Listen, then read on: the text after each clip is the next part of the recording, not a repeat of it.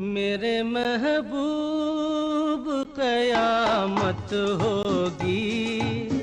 दोस्तों, दिग्गज गायकों में किशोर कुमार साहब का नाम सबसे पहले जहन में आता है। क्या एनर्जी के साथ वो गाना गाते थे और क्या कमाल के एक्टर थे। फिल्मी दुनिया की कभी भी चर्चा हो तो ये नाम कभी भी भुलाया नहीं जा सकता। वादा करो नहीं छोड़ोगे तुम मेरा साथ, जहां तुम हो। हिंदी और बांग्ला फिल्मों में मॉडर्न गायकी की शुरुआत करने वाले किशोर कुमार की आवाज ने गीतों में हर्ष और उल्लास का एक नया युग शुरू किया था। ओ मेरे दिल के चैन। हरफनमौला किशोर गायक होने के साथ साथ संगीतकार, गीतकार और फिल्म प्रोड्यूसर और डायरेक्टर भी थे।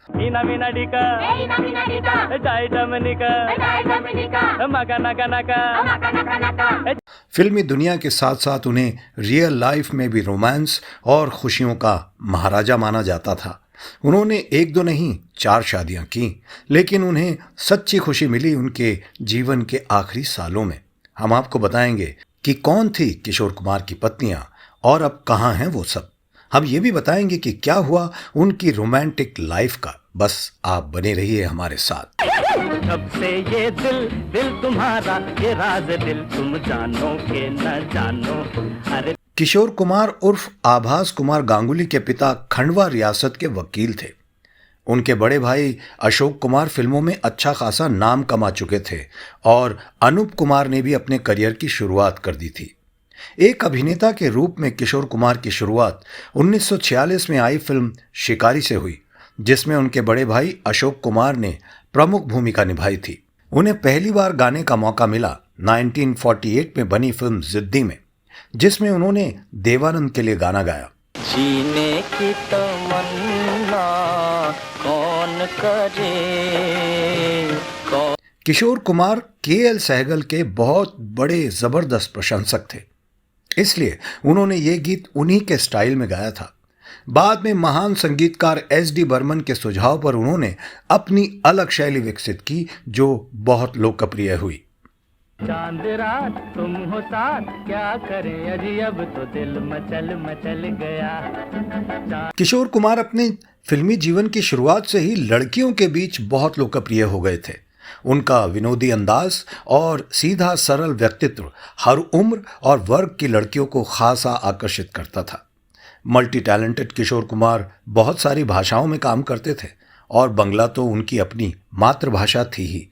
झूम झूम कौवा भी ढोलक बजाए, अरे वाह वाह वाह, अरे वाह वाह वाह। बंगला फिल्मों में काम करने के दौरान उनकी मुलाकात हुई प्रतिष्ठित बंगला एक्टर सिंगर रूमा घोष से। माया बनो बिहारिणी हरिणी गहन सपन संसार। रूमा बंगाल के मशहूर फिल्मी पर्सनालिटी सत्यन घोष और मशहूर गायिका शांति देवी की बेटी थी। विख्यात निर्माता निर्देशक सत्यजीत रे रूमा के सगे मौसा थे। रूमा बंगला फिल्मों में एक्टिंग और सिंगिंग किया करती थी और साथ ही सोशल एक्टिविस्ट भी थी। किशोर कुमार और रूमा गुहा का प्यार जब आगे बढ़ा तो दोनों ने साल 1951 में शादी कर ली। माया बनो बिहारिणी हरिणी होनो सपनो संसारिणी। शादी के बाद कुछ साल तो अच्छे बीते, लेकिन करीब 7 साल बाद दोनों में तकरार शुरू हो गए।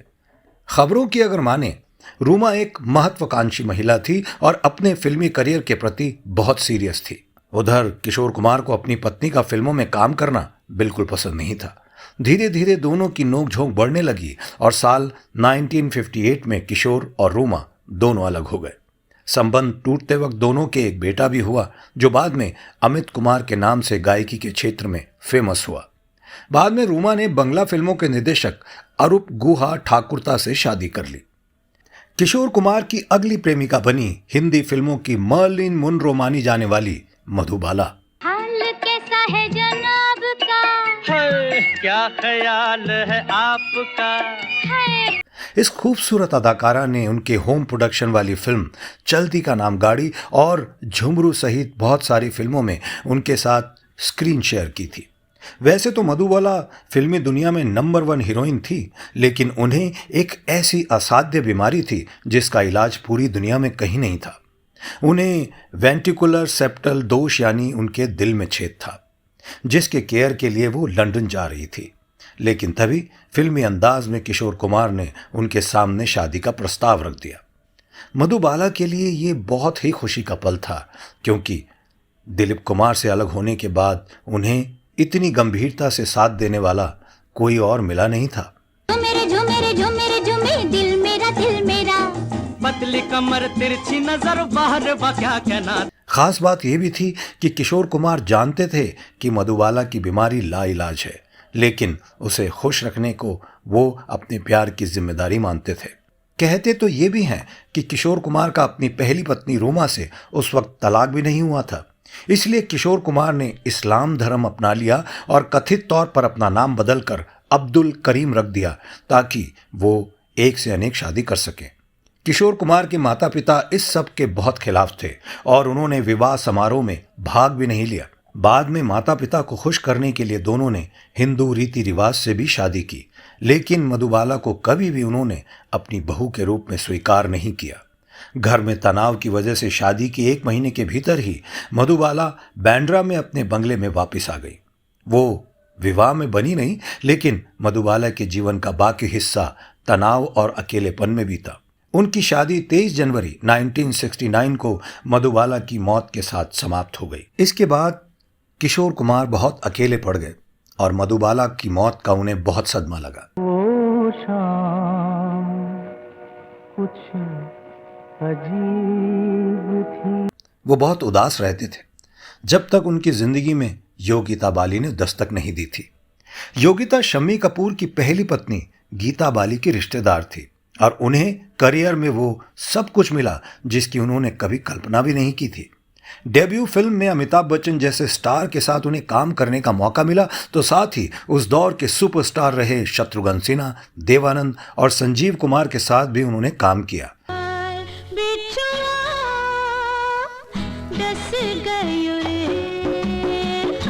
लेकिन उनकी जिंदगी में जैसे ही किशोर कुमार ने एंट्री मारी तो मानो जैसे सब कुछ एक सपने की तरह बदल गया।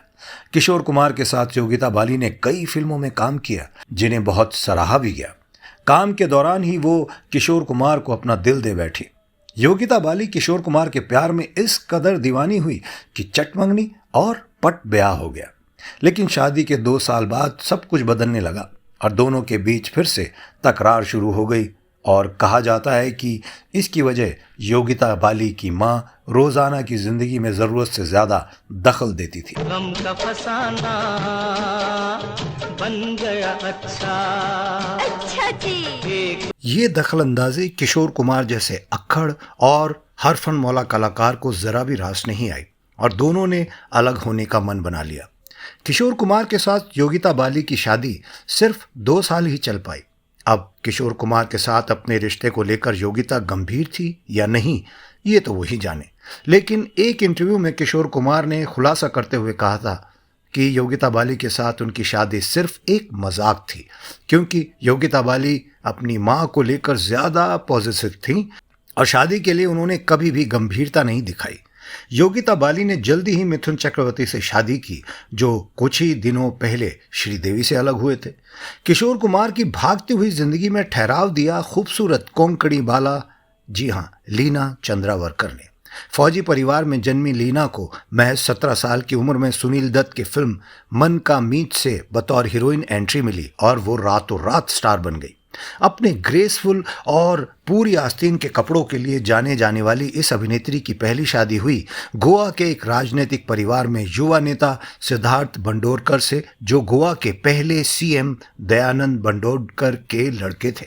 दुर्भाग्यवश सिद्धार्थ को गलती से बंदूक की गोली लग गई थी और इलाज के दौरान उनकी मौत हो गई। उस वक्त लीना की उम्र रही होगी महज 25 साल। किशोर कुमार उनकी वीरान और उदास जिंदगी में खुशियों का उजाला लेकर आए। उन्होंने लीना की खुशियों के लिए कई कुर्बानियां दी, यहां तक कि इंदिरा गांधी से तनातनी के कारण और आयकर के छापों से आर्थिक स्थिति डावाडोल होने के बावजूद भी उन्होंने लीना चंद्रावरकर को लेकर 2 फिल्में लॉन्च की। हालांकि इनमें से कोई भी पूरी नहीं हो सकी। लेकिन किशोर और लीना की लव स्टोरी को मंजिल मिल गई थी। लीना के पिता श्रीनाथ चंद्रावरकर इस रिश्ते के बहुत खिलाफ थे, लेकिन कहते हैं कि किशोर कुमार ने धारवाड़ जाकर उनके घर के सामने धरना दे दिया। तब जाकर उनका दिल पिघला और दोनों की शादी हुई। दोनों ने साल 1978 में शादी की और उनके आगे की जिंदगी खुशियों से भरी रही। दोनों के यहाँ एक पुत्र ने जन्म लिया जिसका नाम सुमित कुमार है। लीना चंद्रावरकर ने किशोर कुमार के घर को भी भली भांति संभाला और अपने सौतेले बेटे अमित कुमार को भी अपने सगे बेटे की तरह प्यार दिया। हालांकि इसके बाद 13 अक्टूबर 1987 को किशोर कुमार की हार्ट अटैक से मौत हो गई और वो लीना को हमेशा के लिए अकेला छोड़कर चले गए।